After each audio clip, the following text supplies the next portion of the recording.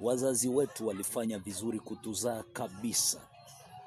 wapewe heshima zao kama vile wazazi, lakini hawakukuja kwa nafasi yako.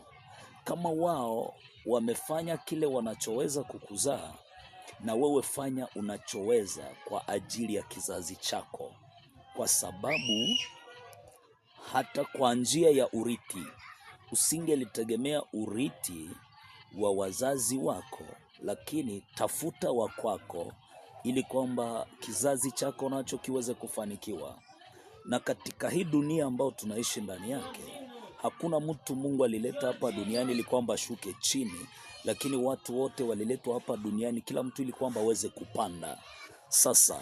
ikiwa unaweza kuzaliwa katika kizazi ambacho hawakupanda, hawakukuachia ngazi fulani ya kupandia, ukakuta kwamba